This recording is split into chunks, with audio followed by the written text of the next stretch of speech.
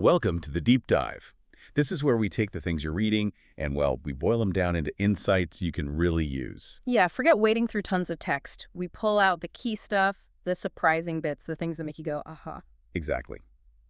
And today, we're diving into China's digital payment scene, specifically how Alipay and WeChat Pay became just everywhere. Right. It's a fascinating story. One of our listeners was really curious about the why. Not just that it happened, but the deeper reasons, you know? Totally. They want to get the core understanding without getting bogged down. And we've got this great article by IT journalist Takefumi Makino as our guide.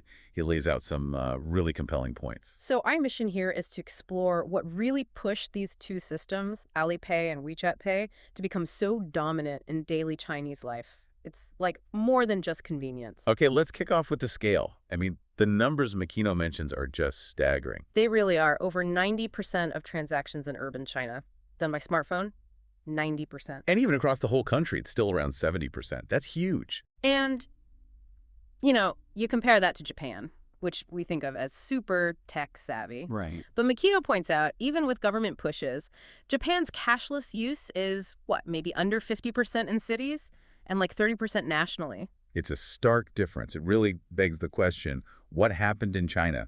What was the secret sauce that led to this massive shift to mobile payments? Well, one common theory you always hear is the fake money problem. Yeah, the counterfeit currency explanation. Makino definitely tackles that one. He does. He acknowledges, there was a big issue with fake 100 yuan bills, shopkeepers checking them really carefully, all that. I remember reading about that. But, and this is a key point in his analysis, he argues that situation got a lot better around the 2008 Beijing Olympics. Oh, interesting. Why then? Well, new banknotes with better security features, like holograms, came out a few years before, in 2005. And, probably a big government crackdown before the Olympics, too. Makes sense. Got to clean things up for the big event. Exactly. So by then, certainly in the big cities, fake money wasn't quite the same pervasive problem it maybe once was. And the timing. That's crucial, right? Makino notes the real explosion in mobile payments didn't kick off until around 2014. Yeah, years after the counterfeit issue had significantly improved in urban areas. So while the memory was there, it probably wasn't the main thing driving people to Alipay or WeChat Pay by 2014. That's Makino's argument. He even says, sometimes Chinese people joke about fake money being the reason, but it might be more like lighthearted self-deprecation. He does add a little nuance, though. He suggests maybe in more rural spots, fake cash could have still been a genuine worry when mobile payments were emerging there. That's fair. It might have played a part regionally. But the core argument remains. The core argument, is that these platforms won because they were just better, more appealing, way more convenient than the alternatives, including maybe Japan's cashless options at the time. Okay, so if it wasn't mainly about dodging fakes, what was the real driving force? Makino goes back to the origins, starting with Alipay. And this is really cool. Alipay wasn't just invented as a payment app. It came about to solve a specific problem on Alibaba's Taobao platform. Taobao, their big online marketplace, launched back in 2003, right? Exactly. And back then, buying stuff online in China, there was a huge trust issue. Lots of worries about counterfeit goods, low quality, scams. Yeah, you can imagine. Sending money off to some stranger online. Especially when you were already maybe wary of quality in physical shops. Alibaba was still, starting out then too. Totally. So Alipay was born as an escrow service, a safety net. How did that work exactly? So the buyer puts money into their Alipay account. They pay on Taobao, but Alibaba holds the money. Okay. The seller only gets paid after the buyer confirms, yep, got the item, and it's what I expected. So it builds trust right into the transaction. Smart. Very smart. And Makino points out the name itself reflected this. First, guarantee transaction. Clear enough. Then, payment guarantee. And finally, Alipay. Zifubao. And he mentions this neat linguistic link. The big sell for guarantees sounds just like Mikta for treasure, linking it to Taobao, searching for treasure platform. Clever branding. And initially, this was all mostly on PCs, right? Before smartphones took over. Yeah, this was pre-smartphone dominance. That shift paved the way for WeChat Pay. Right. Tencent's WeChat, the huge social media app. They basically built WeChat Pay right into the app, almost like a built-in digital wallet or point system initially. And the key feature was? Peer-to-peer transfers, sending money directly to other WeChat users. Super easy. Okay. That sounds simple, but I can see how that would be powerful. Oh, massively. Think about splitting dinner bills, sending small gifts, paying back a friend. Suddenly, it's instant, effortless. And Makino links this to new online stuff, too. Yeah, like content creators, sort of China's YouTubers getting tips directly via WeChat Pay, and this whole Weisheng phenomena. Wishing. What's Yeah. that? Basically people selling stuff through their social networks on WeChat. Personal online shops, often based on friend recommendations.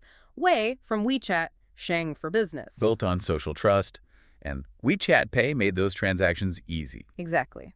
Makino also talks about the QR code. It started for adding friends on WeChat, but then it just morphed into this super simple way to ping money to someone standing right next to you. So splitting the bill at a restaurant, you just scan your friend's code. Pretty much. And interestingly, using it for actual in-store payments with small shops wasn't the grand plan initially. Oh. People just started using the peer-to-peer function for buying things because it was, well, so darn convenient. The merchants were happy to accept it. So it grew organically from the bottom up, in a way. Kind of, yeah. And then Alipay saw this happening and had to jump in with their own QR code payments to compete. Okay, so both platforms are getting huge, driven by e-commerce trust on one side and social peer-to-peer ease on the other. But Makino says the real turning point was something else. This is where it gets really compelling, I think. It's when they move beyond just payments. What do you mean? The integration. Packing a ton of other essential daily life services right into the Alipay and WeChat Pay apps. That's the real differentiator. Okay, like what sort of services? Oh, the list Makino gives is just incredible. Buying train tickets, plane tickets, like searching schedules, seeing seat availability, buying directly, getting electronic tickets, Wow, okay. paying utility bills, taxes, traffic fines, ordering couriers, booking doctor's appointments or other hospital services, hailing taxis, ordering food delivery, It just keeps going? booking movie tickets, buying lottery tickets, reserving hotels, basically almost anything you need to do in daily life, all accessible within these two apps. That is radically different from how things usually work elsewhere, isn't it? Absolutely. Think about it. Here, or in Japan, as Makino contrasts, you often need a separate app for your airline, another for the train company, another for your electricity bill, another for food delivery. Each with its own account, its own password you inevitably forget. Exactly that friction. Makino points out that with Alipay and WeChat Pay, it's one login, one familiar interface, one integrated payment system for all of it. That's a massive convenience advantage. Huge. And then there are the mini programs. Mini program. Yeah, they're like tiny apps inside Alipay and WeChat Pay. Apps for cafes, supermarkets, restaurants, malls, hotels. Loads of businesses have them. So you don't need to download their actual separate app. Nope. No download, no separate account creation usually. You just access the service through the mini program right there in Alipay or WeChat. And paying is seamless, obviously. Completely integrated. Makino stresses what a big deal this is for businesses, too. It makes it so much easier to connect with customers without that hurdle of, please download our app. It all comes back to that convenience factor then, but supercharged. That's Makino's core argument. It's not just easy payment, it's the do-everything platform, the ultimate convenience. He mentions that saying in China, right? You can forget your wallet, but don't forget your smartphone. Exactly. It really says it all. These apps became indispensable. And we're seeing hints of this elsewhere now. Yeah, Makino gives the example of Japan's PayPay integrating Didi taxi booking. It's a sign that maybe other cashless systems are starting to see the power of this integrated model. So wrapping it all up, the incredible dominance of Alipay and WeChat Pay isn't just because they're good ways to pay. No, it's because they evolved into these comprehensive life platforms, integrating all those services, adding mini programs that created a level of convenience that was just, well, unmatched. That's the key takeaway from Makino's analysis. Which leaves us with a really interesting final thought for you, the listener. Think about what happens when so many different services get bundled into one single digital platform like this. How does that change how we behave, what we expect, and what could that mean for digital services beyond payments in other parts of the world? What might the future of these all-in-one apps look like where you are?